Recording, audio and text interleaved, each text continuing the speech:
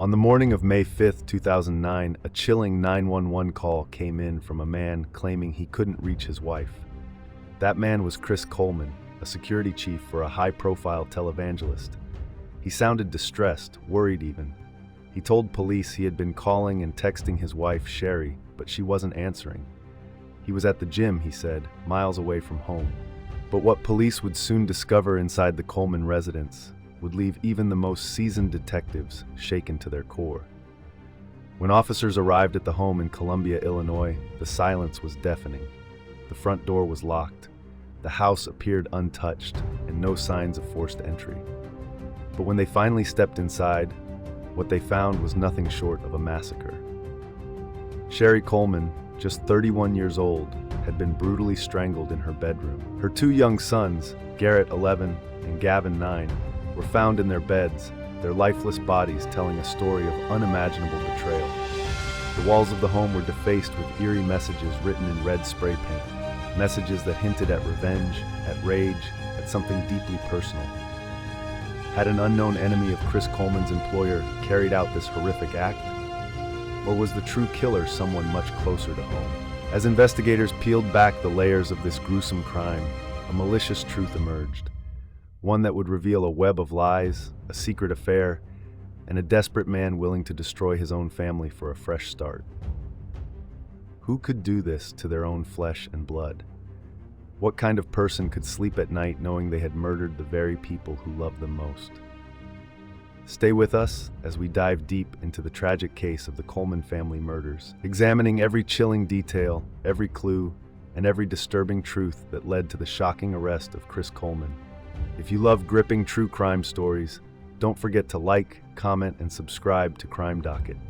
Your support helps us bring you the most compelling cases of betrayal, deception, and justice.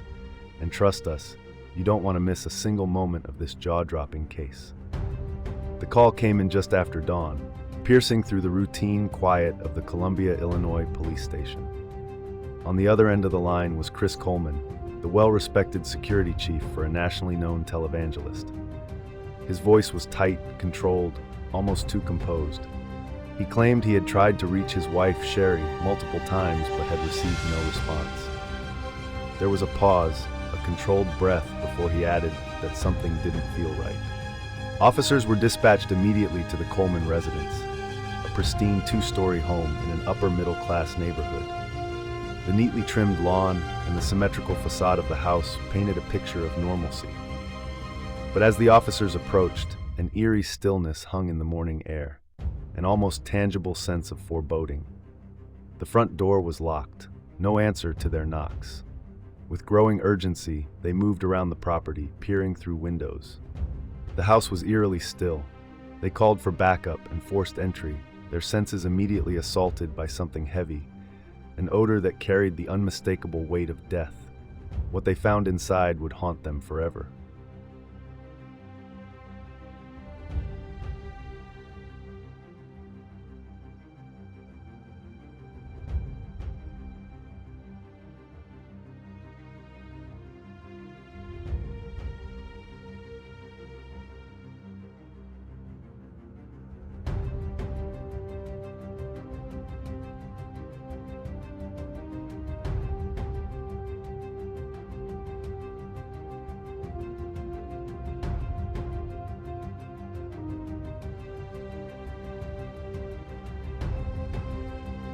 Moving through the house, the officers' stomachs churned as they approached the bedrooms of Sherry's two young sons, Garrett, 11, and Gavin, 9.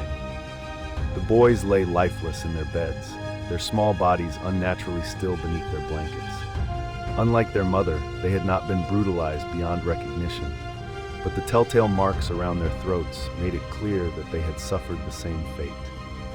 The innocence of childhood had been brutally extinguished in the very place they should have felt safest. The bedrooms, once filled with laughter and life, now held only the echoes of a nightmare. Posters of superheroes adorned the walls. A basketball sat abandoned in the corner. A half-finished drawing remained on a desk, as if the artist had simply stepped away, intending to return. The little details, the rumpled sheets, a stuffed animal near Garrett's pillow, A book splayed open on Gavin's nightstand made the horror of their deaths even more unbearable. Everywhere, there were signs that this was no ordinary break-in or random act of violence. No signs of forced entry, no overturned furniture suggesting a struggle.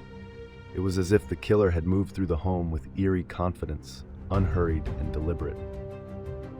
As investigators combed through the scene, the messages scrawled on the walls in thick, black spray paint sent chills through their spines. "Who have paid," one read. Another, more ominous, "I saw you leave."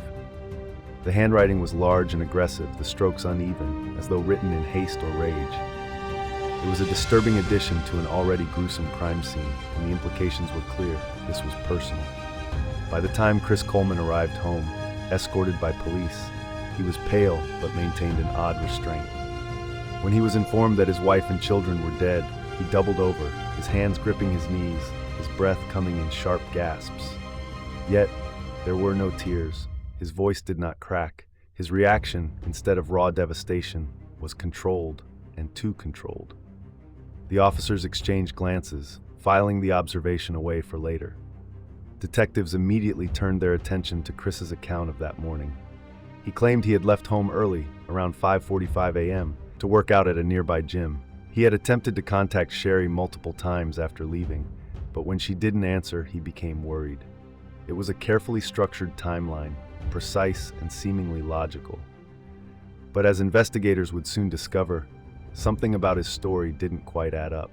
While Chris was at the gym, gym-goers would later recall that he had appeared normal, no signs of distress, no urgent phone calls, nothing to indicate he had just discovered his entire family slaughtered. Surveillance footage backed this up, showing him arriving and leaving at the times he claimed. Yet, there was a problem. Based on the forensic examination of the bodies, it was estimated that Sherry and the boys had been killed several hours before he had even left for the gym. The walls of the perfect life Chris had built around himself began to crack. For years, the Colemans had appeared to be the epitome of a wholesome, all-American family. Chris, a former Marine turned high-profile security chief, provided financial stability. Sherry, a loving and devoted mother, dedicated her life to raising their boys. They had a beautiful home, a strong church community, and a life many envied. But beneath the surface, secrets festered. Sherry's friends would later reveal that she had been troubled in the months leading up to her death. She had confided in them about the strain in her marriage. Chris had been distant and cold. She suspected an affair. More troubling, she had received anonymous threats, emails warning her that she and her children would die if Chris did not leave his job protecting the televangelist. The threats had seemed almost too specific, too personal, and now they had come true. The investigators faced an overwhelming puzzle. The brutality of the crime, the messages on the wall, the lack of forced entry, it all pointed to something deeply personal. And as they sifted through the layers of the Coleman family's life, one chilling possibility loomed. What if the person responsible for this horror was someone they never suspected? Sherry Coleman had always been a devoted wife, the kind of woman who put her family before anything else. She and Chris had built a life together, raising their two boys in what seemed to be a picture-perfect household. But in the past year, something had changed. The warmth between them had cooled, replaced by distance and a strange, unshakable tension. Chris was different, aloof, irritable, and secretive. And Sherry, trusting but not naive, had begun to sense that something was terribly wrong. She confided in her best friend Lisa during a lunch date at their favorite cafe. Stirring her coffee absent-mindedly, Sherry hesitated before finally voicing the suspicion that had gnawed at her for months. "I think Chris is seeing someone else." Lisa nearly dropped her spoon. "What? No way, are you sure?" Sherry exhaled, her fingers tightening around the mug. "I don't have proof, but I can feel it. A woman always knows." Lisa leaned in, lowering her voice. "What's he been doing?" Sherry listed the signs, each one a nail in the coffin of her marriage. The late-night phone calls, whispered conversations that stopped when she entered the room.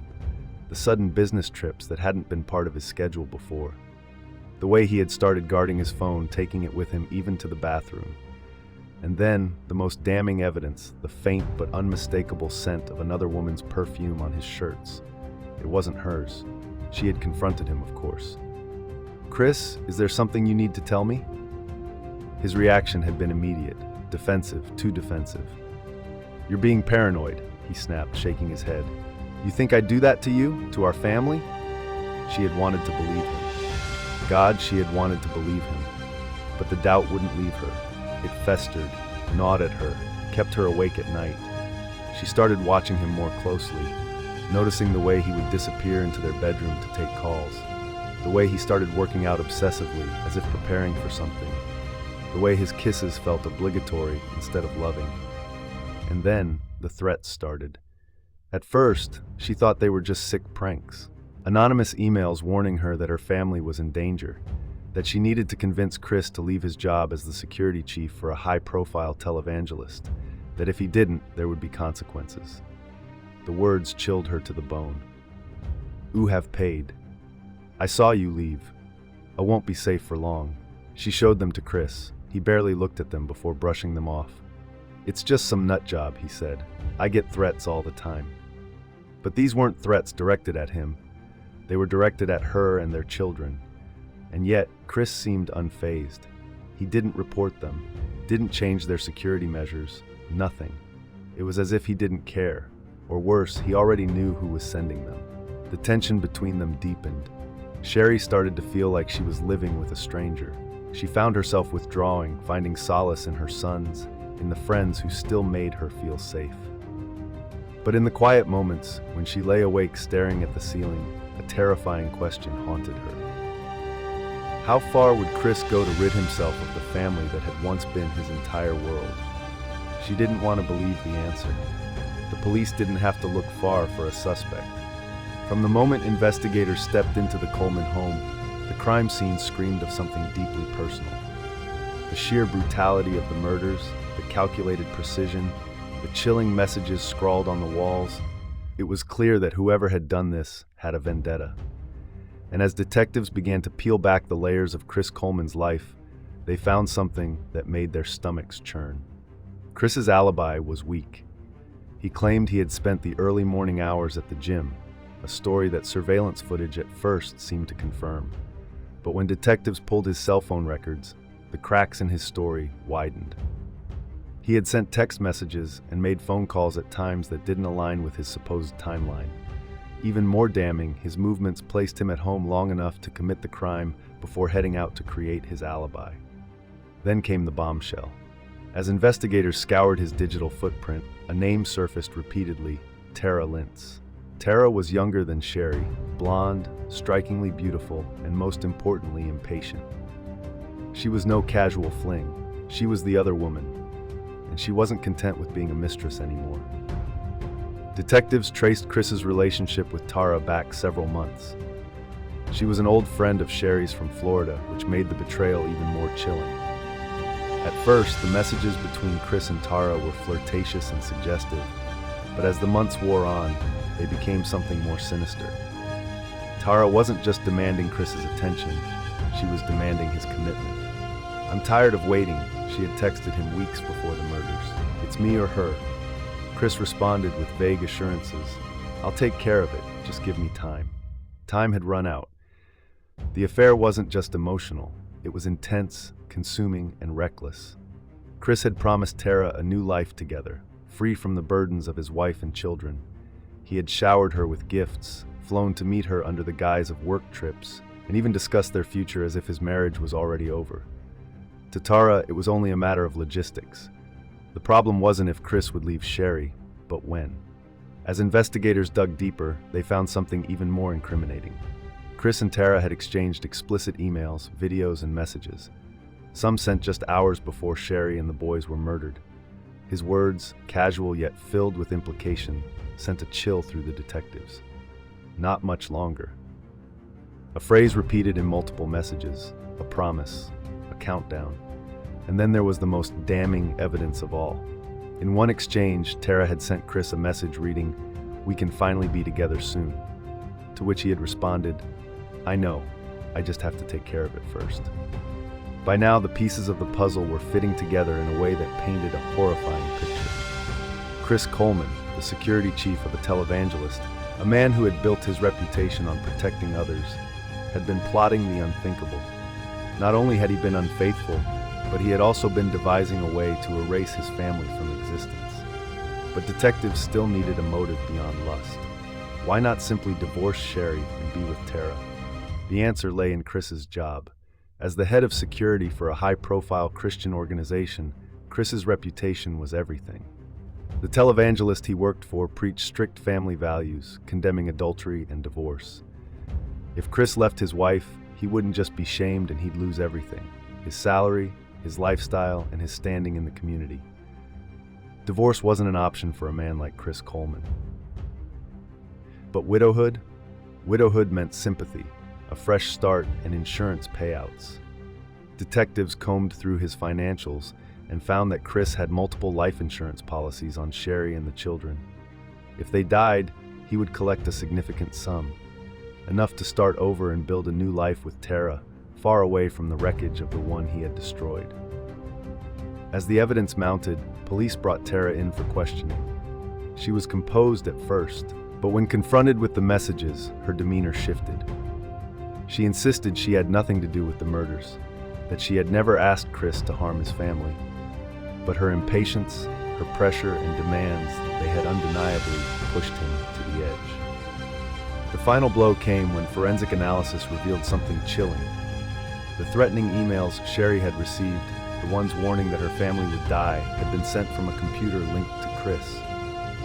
He hadn't just planned the murders, he had staged the threats to make it look like someone else had been after them. Cold, calculated, and heartless. With all the evidence in place, detectives knew what they had to do. They put Chris under surveillance, watching his every move. It wouldn't be long before they made their move. But as they closed in on him, Chris did something no one expected. Detectives combed through security footage from nearby businesses, sifting through hours of recordings in the hopes of catching a break. It didn't take long for them to find something that sent a chill through the entire investigative team.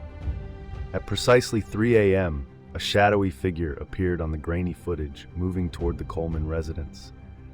The figure was cautious, deliberate, avoiding streetlights and sticking close to the shadows.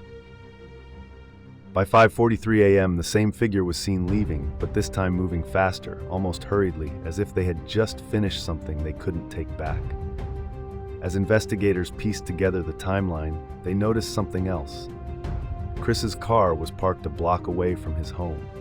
It wasn't visible from the house, but it was close enough to be within reach. It was a strategic placement, one that suggested careful planning rather than a coincidence. The detectives knew they needed more to solidify their case, so they dug deeper into Chris's financial records. What they found was yet another damning piece of evidence. Just days before the murders, Chris had made a purchase on his credit card: a hunting knife and a pair of black tactical gloves. The transaction had been completed at an outdoor supply store not far from his office. The choice of items was telling. A hunting knife was not something Chris typically bought, nor did he have any known interest in hunting. And the gloves? They were designed to prevent leaving fingerprints behind. But the most chilling discovery was yet to come. Crime scene investigators had carefully collected every possible piece of forensic evidence from the house, dusting for prints and analyzing every surface. When they processed the murder weapon, a serrated hunting knife, they found a single, smudged fingerprint on the handle. The moment the results came back, there was no longer doubt. It was a match. Chris Coleman's fingerprint was on the very weapon that had been used to slaughter his wife and 2 children. With mounting evidence, detectives knew they had Chris backed into a corner. But they wanted to be meticulous and airtight in their approach. They revisited the security footage, running enhancement software to get a clearer picture of the suspect's build and gait. The analysis confirmed what they already suspected. The figure on the screen wasn't just similar to Chris in height and movement, it was him. Meanwhile, detectives brought in more experts to analyze Chris's digital activity. His computer history revealed a disturbing pattern. In the weeks leading up to the murders, he had searched for topics that raised serious red flags.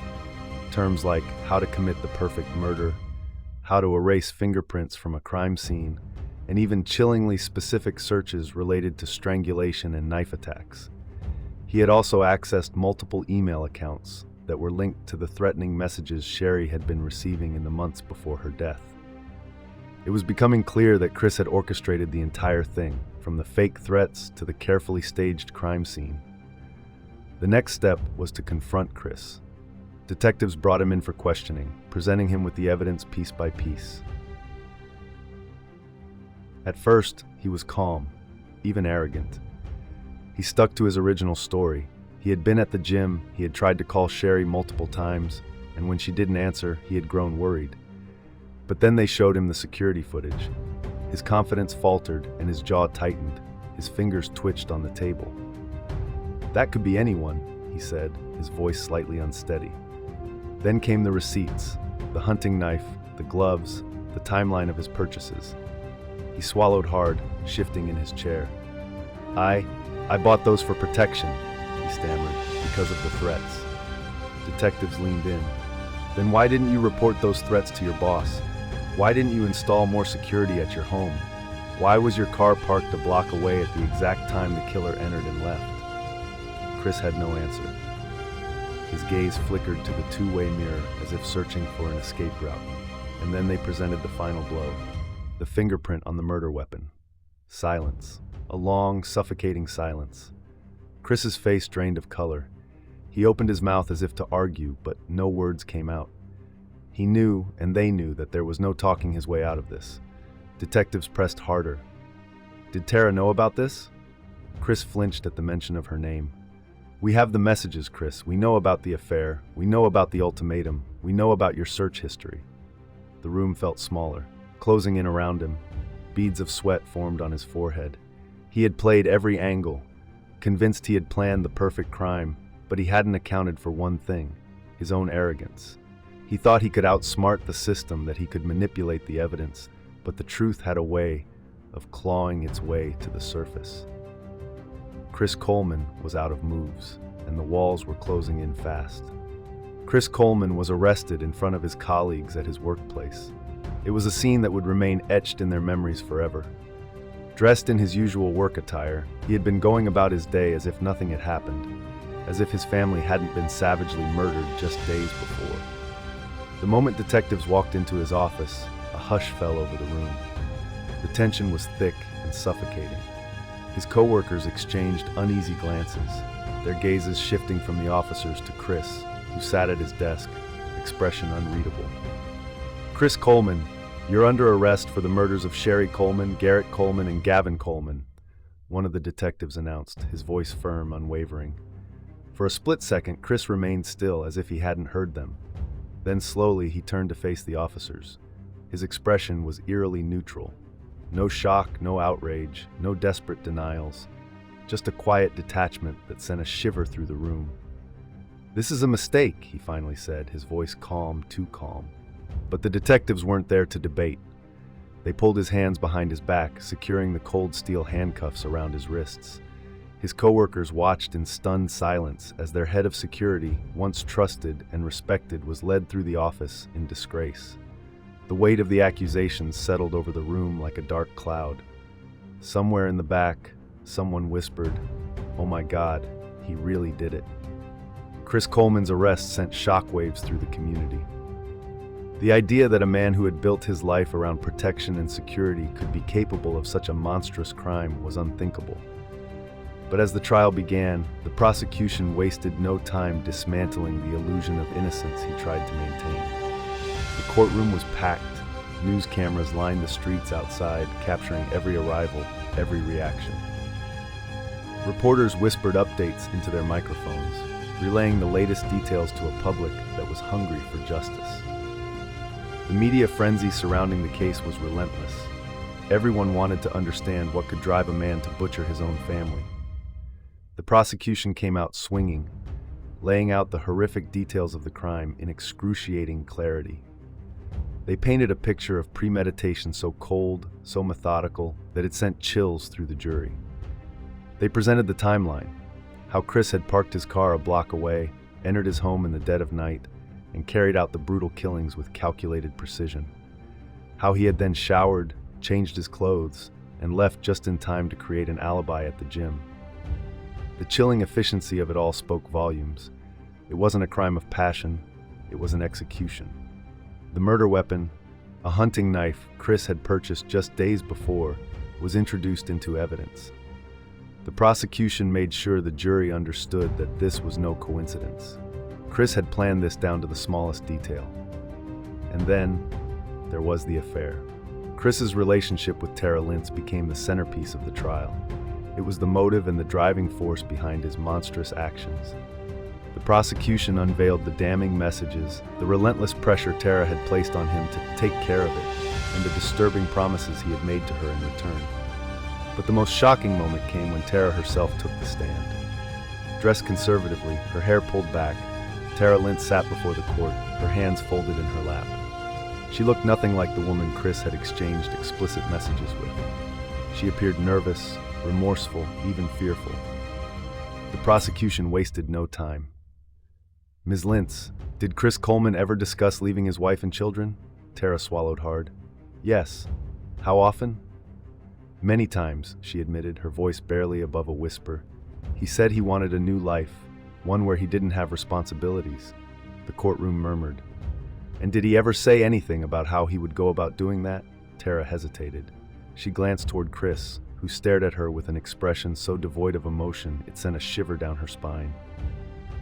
"Yes," she finally said. "He told me he had a plan." The words sent a ripple through the courtroom. Chris's jaw tightened, but he said nothing. "What exactly did he say?" the prosecutor pressed. Tara exhaled sharply. "He said he would take care of it." Her voice cracked slightly, but she composed herself. "He told me to be patient, that we'd be together soon." More murmurs. A juror shifted uncomfortably in his seat. "And did you believe he was capable of harming his family?" Tara shook her head. "At the time, no. I didn't think he meant it literally. I thought—" She trailed off, searching for the right words. "I thought he was just saying things in the heat of the moment." The prosecutor's tone sharpened. "But you gave him an ultimatum, didn't you?" Tara swallowed. "Yes." "What was that ultimatum?" Tears welled in her eyes. "That if he didn't leave Sherry and the kids, I would leave him." The weight of her words hung in the air. She had given Chris a choice, one that, in his mind, left only one solution. After weeks of testimony, after mountains of evidence stacked against him, Chris Coleman's fate was finally in the hands of the jury. The deliberations lasted only a few hours. When they returned to the courtroom, the tension was unbearable. Chris sat motionless, his expression unreadable, as the foreman stood to deliver the verdict. Chris Coleman showed no emotion, no tears, no outbursts, just the same cold, detached expression he had worn throughout the trial. The judge wasted no time.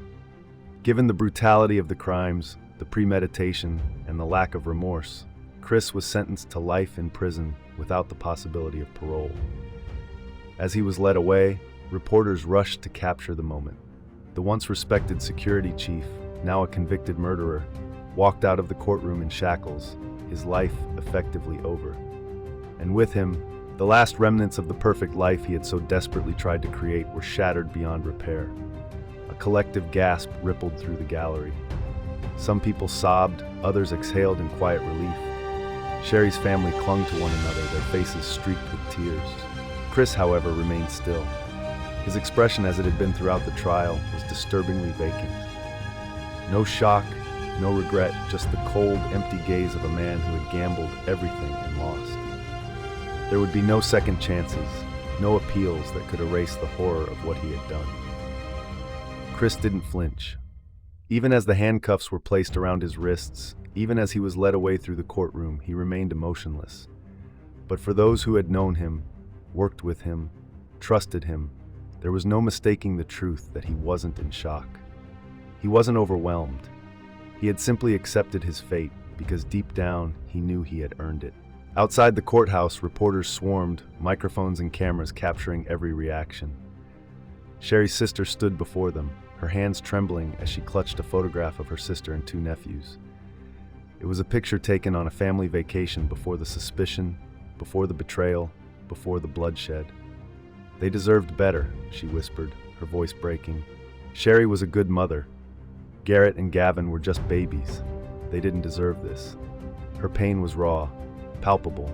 Around her, members of the community gathered, some holding candles, others clasping their hands in silent prayer. Columbia, Illinois was a small town, the kind of place where doors were left unlocked and neighbors looked out for one another. But Chris Coleman had shattered that sense of safety, leaving behind a wound that would never fully heal. At the correctional facility where he was taken, Chris was placed in protective custody. The prison system did not take kindly to men who murdered children, and his high-profile case meant he would always be a target. Behind bars, he was no longer the respected security chief or the secret lover. He was a pariah, a man who had destroyed his own bloodline in pursuit of a selfish fantasy. As time passed, more disturbing details about Chris's mindset emerged. Investigators uncovered old journal entries where he had written about his new life with Tara Lintz. In one passage, he fantasized about living in a tropical paradise, unburdened by responsibility. He had meticulously planned his future with Tara, but in none of his writings did he ever mention grief. There were no words of guilt, no indication that he had struggled with what he was about to do. Perhaps the most chilling revelation came from one of the detectives who worked the case. He didn't just kill them, the detective said in an interview years later. He erased them. He wanted them gone so badly that he didn't even stop to consider what their absence would mean. That's not just murder, that's something darker, something inhuman. Chris Coleman may have thought he was eliminating an obstacle, but instead, he ensured that his name would be remembered for all the wrong reasons.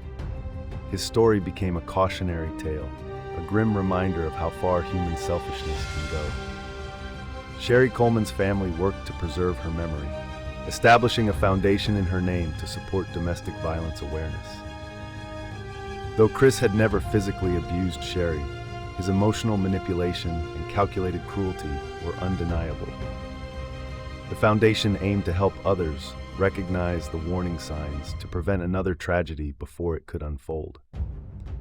As for Tara Lintz, she vanished from the public eye after the trial. Her involvement in the case had made her infamous, and the weight of her connection to the murders followed her everywhere. While she had never directly harmed Sherry or the children, her role in pressuring Chris to act could never be erased. Justice had been served, but there was no victory to celebrate. 3 innocent lives had been stolen, and no prison sentence could bring them back. The community of Columbia, Illinois, would never be the same, forever haunted by the brutal crime that had unfolded in their midst. What do you think about this case? Could anything have been done to stop Chris Coleman before it was too late? Share your thoughts in the comments, and don't forget to subscribe to Crime Docket for more chilling true crime stories like this. See you in the next video.